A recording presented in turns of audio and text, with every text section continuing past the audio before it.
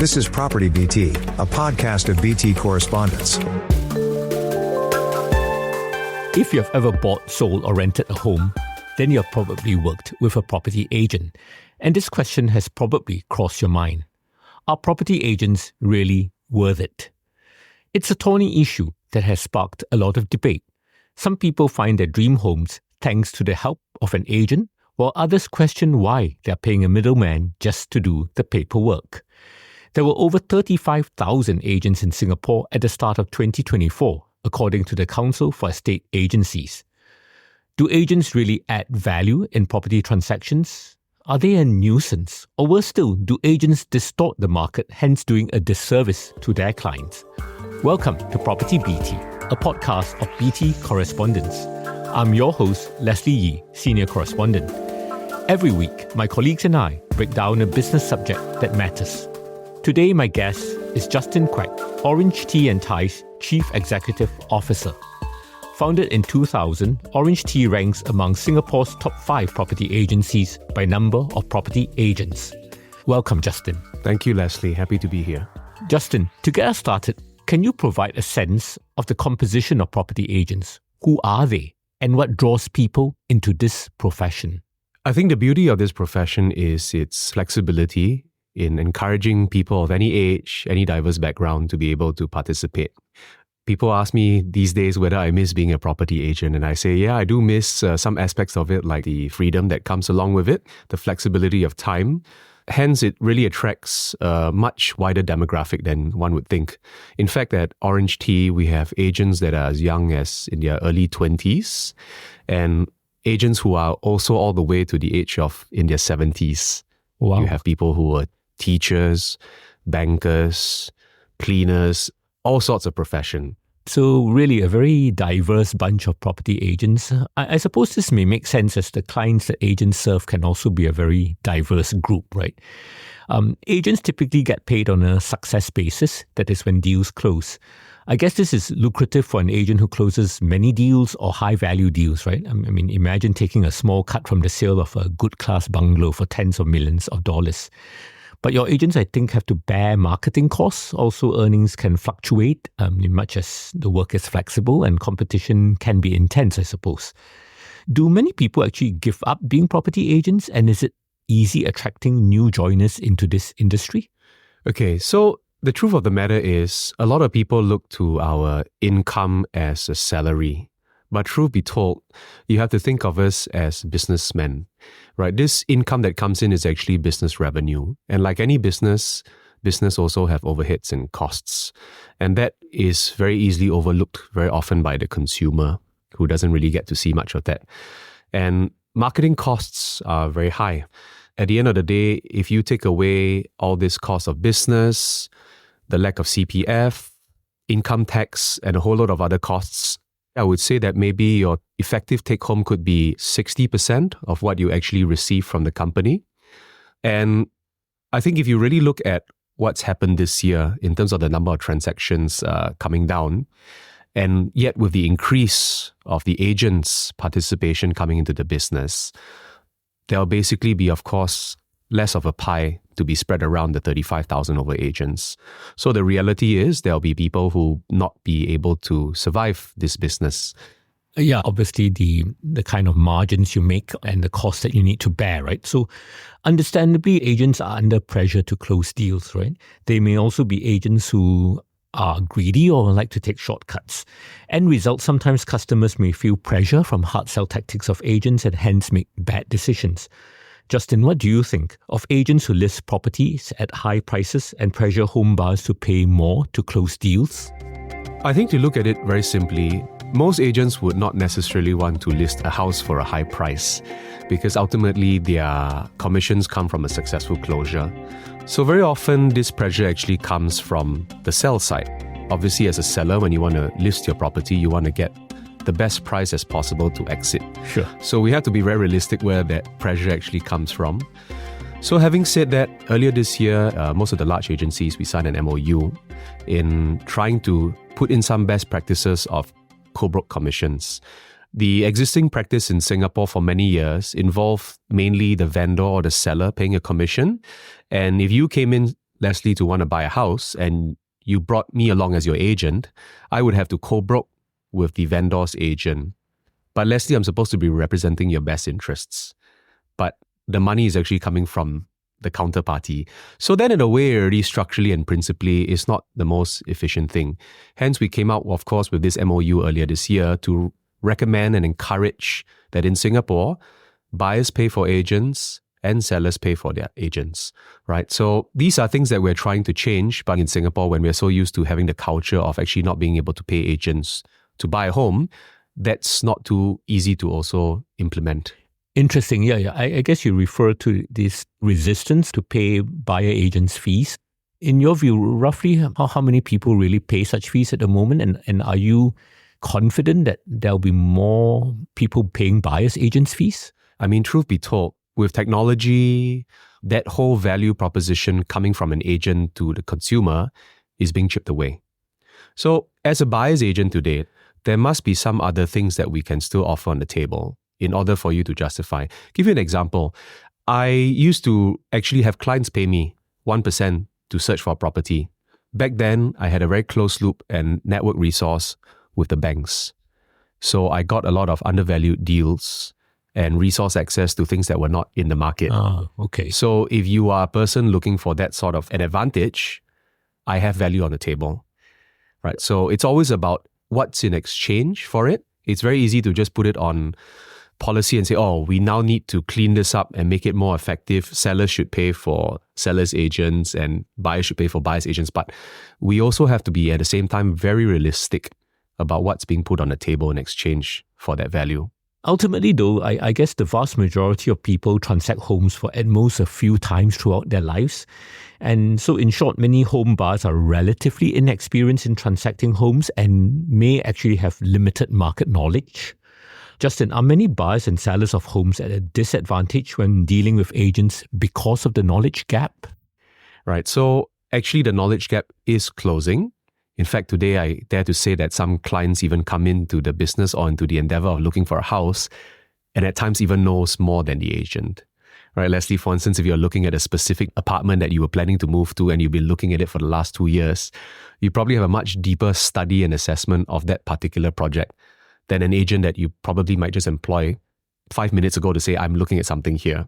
Right, so the bigger question that we ask ourselves at OrangeTee is, then where and when will the agent have the most relevance and the most utility in the whole customer journey? And that's where we want to, of course, strategically start training ourselves up. So what exactly are those spots which you think that you can add value based on what you said? Okay, so say you're looking for a house, right? Today, the customer might have started, like I said, Leslie, studying the market like you, maybe 2 years before you actually made a move. So the question then is, as a business, how do I get to be with the customer 2 years before they even want to pull the trigger? That's one of the questions we ask ourselves. And ultimately, when the customer is ready to pull the trigger, we also want to be there to help the customer to pull the trigger. Very fascinating. Still to come. Does paying higher commissions for some new home projects distort the market? Also, is technology a boon or bane for property agents? That's after the break. BT Correspondence welcomes TransportBT, the newest member in the channel's lineup, providing in-depth commentary and a 360 view on all things transport. Join correspondent Darren Wong as he explores the business of the sector and the policies that govern it. Hear from the industry leaders who will join him to provide context and insight. BT Correspondence, a new episode every Tuesday, wherever you listen to podcasts. Subscribe and listen today to BT Correspondence. And now, back to PropertyBT, a podcast of BT Correspondence. Welcome back to PropertyBT. I'm Leslie Yee. Based on my understanding, many people who join the real estate agency industry join particular teams within the big agencies. I suppose being part of a team helps as new joiners can be mentored by more experienced leaders. Also, a team can better market a project by reaching out to more people versus an individual operating alone. Justin, what is actually the rationale for agents to operate in teams, and does the team structure mean that the key incentive is still to recruit more people into the team? If we look at it from a business perspective for the agent leader who's recruiting, The very natural course of evolution for any agent to grow in this industry is to move from sales into recruitment. Why? Because recruitment is more sustainable. Sales, you are pretty much a proprietorship, self-employed, right? The minute you stop working, the income stops. So to build longevity in this business, as we all age after a while and our energy levels diminish, recruitment happens to be a very effective secondary career to move into once one has done pretty well in sales. And obviously, based on the current incentives of recruitment, scale matters. So that hence, naturally speaking, most agents will go down that track. And then naturally, most agencies as well who want to have scale will also encourage that track. My own personal view, I think there's a sort of a threshold because at the end of the day, this business is dealing with a lot of people, right? Because there's no such thing as everybody. We're all built differently. And most effective teams I have seen are the ones that are really highly productive. I don't see them crossing into the 4-digit ranges. So what should be the largest team size in your view? I would say, anybody who can handle a few hundred people is already pretty darn amazing if you ask me. If you really, really treasure every single person and you're not going after the numbers and you really want anybody and everybody who joins you to have a sustainable career and a successful one in real estate, you will need that kind of time, commitment and dedication. And it is impossible for one leader to be able to do that with thousands of people. Recently, the Council of Estate Agencies, right, they're studying the subject about whether they should continue to allow people who don't actually do many transactions to continue in the business. What's your take on this issue?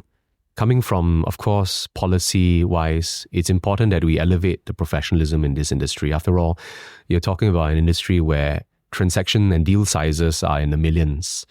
Having said that, looking at it from a career perspective of somebody who's in this industry, you also have to be empathetic to the various seasonal changes in one's lives. Like me, for example, many years ago when I first started, I started against my mother's wishes joining this industry because she had sent me overseas to study and I studied finance, right? So I promised her that I'll do it for 2 years. And then I went to join the bank. When I joined the banks, I promised the banks that I will keep my license going, but I will not be practicing because as a property investor, I still wanted to be so-called in the loop of the market to understand what's going on, right? So there are stories like that as well. There are also stories of you're working 7 days a week and when launch season is in and you're working intensively for a year or so, the burnout is real. So there are all these various reasons for why people may not be able to be productive in a single year or so. So the system also must have that empathy and consideration for these short-term cyclical fluctuations in people's lives. Yeah, I guess right at the start you mentioned about how flexibility attracts people into the industry. You're saying that in terms of setting policies and guidelines, perhaps there's room for flexibility to take into account the needs of people, right? That's right. Actually, new private home sales have been relatively slow. Of course, in the month of November, we saw some projects do extremely well. And I think developers do offer agents good commissions to sell their projects. Justin, is the playing field uneven when agents receive higher commissions for some new private home projects versus resale deals? I think with any market, there must be an understanding of why sometimes the incentives are higher. Right, in the case of course, for some developments, they are approaching their ABSD deadlines, so there's a sense of urgency. Having said that, if a development is reaching its ABSD deadline and may not have had sold off all its inventory yet, there must also be some reason that maybe this project may not be so popular or more difficult to sell. So in a way, if you look at that, it's fair deal. Something that is not so easy to sell, something that's harder to move will require significantly more effort and marketing to get the job done. I guess developers face substantial penalties on the additional buyer stamp duty or ABSD when they cannot sell all their homes within a specified timeline. So they're obviously under pressure to move unsold stock. I think this does confer quite a bit of marketing power to the big agencies, and you do run a big agency. Justin, does the strict timeline developers face to clear their housing stock, as well as the dominance of a few big agencies, hurt the market? So let's look at this from a top-down approach. Ultimately, the whole urgency comes down from the ABSD timeline. Real estate, are a large ticket size item, which is very open and susceptible to market fluctuations and seasons. So sometimes within a 5-year window and period, many things can happen. For instance, we had COVID. We could have financial distress seasons and stuff like that. So it imposes quite a high risk on the developers, right? Because one small mistake today can really impact the developer a lot, especially when our land costs are high. Cost of carry was very high with the high interest rate environment. Material cost, thanks to COVID, also was escalated. Singapore, at the end of the day, things got really expensive. So there also became a bit of a selling price pressure ceiling in terms of affordability. So the developers in between also find it quite challenging. And if the profit margins have been narrowing and diminishing because of these two pressures from top and bottom, these policies can also be very severely disruptive for their business. Indeed, I suppose developers, people think they make a lot of money, but there's a lot of risk out there too, right? Justin, what do you think about technology and artificial intelligence and how AI can help me very quickly find for a property? Is the technology going to render many physical property agents redundant over time? I think for most of us at this current juncture, we are still very much used to having the affirmation come from a fellow human being. So having a transaction completely devoid of any human interaction would probably still be quite far-fetched at this current juncture.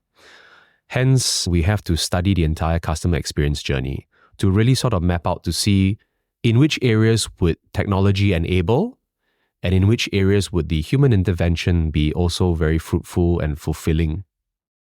Back in 2017, I actually did a PropTech startup, and we also built this engine in allowing buyers and sellers to meet directly to transact. Now, from the sell side of the market, obviously people were very happy because they were saying, wow, tremendous cost savings. And when we did that exercise, we had a lot of interest. But it also failed to take off in terms of transactions, because that's when it made me realize, when we deconstructed the role of the agent, the very final hurdle that a platform is not able to cross is actually the part of the human quotient. You can have a beautiful platform, all the information is there, the whole process is digitized, it's very seamless. But at the very last part, when you really want to cross that hurdle to pull the trigger or make a decision, if there's nobody there, or there's no human soul beside you to give you that affirmation, that's still going to be a hurdle to cross. So I would say that actually going forward, I'm quite confident that if we do the right thing and serve the customer well, that I would say every OrangeTee advisor will still have a role and relevancy in the future. As writers, we're also aware that AI can render writers redundant. And I do, of course, fully support your view that the human touch is important. And hopefully with human creativity, that can continue to be value add, right? But I suppose as a businessman, you would also be equally happy if deals are done purely using a technology platform, right? I always like to look at, although people say we are a bit different, but I look at travel agencies. I'm not too sure about you, Leslie, but when was the last time you used one to go on holiday? You actually have to think, right? Free and easy, guys. Exactly, right? For many years, like you, I have never actually really used a travel agency. But yet they're still around, and they're not just around, they are thriving. So we got to ask ourselves the question, how did that business model still survive, and not just survive, but thrive still in today's market? Ultimately, if you really break it down, I think what's going to happen down the road for all of us is that the customer is just going to be the winner of this. Why? The consumer is going to have choice. They want to be able to be the one to decide when I need the help, if I really need the assistance, and do I really need the services to get this job done. More importantly, I want the choice. Today, you pretty much don't have much of a choice. If you want to do something, you got to just subscribe to this service and use it. So at the end of the day, there'll be no eradication of the real estate agency. The role will still be there. It's just a matter of how prevalent, how often people will still subscribe to it, and the value that's still being able to be presented. Justin, it has been a pleasure speaking with you. You are obviously passionate about your industry, your people, and about giving consumers more choice. I'll be watching eagerly to see how the property agency business evolves and how agents can bring even more value to people when transacting homes.